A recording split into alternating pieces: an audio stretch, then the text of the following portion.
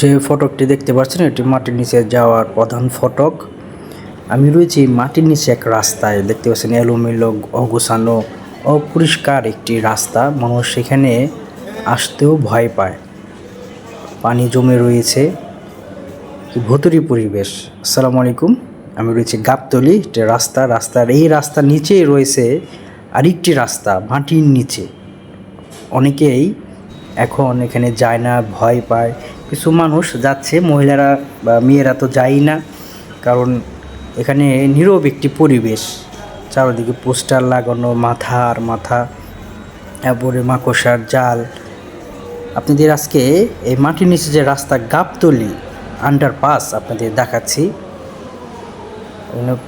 কি বলবো, দুঃখের কথা, প্রস্রাবের গন্ধ আসে, পানির পিক, কেউ এসে নেশা করছে, কিছু লোক দাঁড়িয়ে থাকে। এখানে কিন্তু ছিনতাইও হয় খুব, যদি কেউ কাউকে একা পায় বা নির্জন, সবসময় নির্জন থাকে তখন ছিনতাই করে মানুষ। এখানে নেশা করার একটি স্থান হয়ে গেছে এখন। পানি জমে আছে, মশা, প্রস্রাবের গন্ধ, পানির পিক, পোস্টার। একটা সময় এখানে খুবই সুন্দর ছিল, উপরে সিলিং তো দেখেছেন, দেখলে বোঝা যায় ডিজাইন করা, নকশা করা। এটা গাবতলীর আন্ডারপাস রাস্তার বাজে হাল। অনেকে এখানে যেতেও চায় না, ভয়ে, একদম অন্ধকার হয়ে থাকে। আর সবাই রাস্তা আন্ডারপাস থাকার পরও রাস্তা পার হয়ে মানুষ উপারে যাচ্ছে, অ্যাক্সিডেন্ট হচ্ছে, দুর্ঘটনা ঘটছে।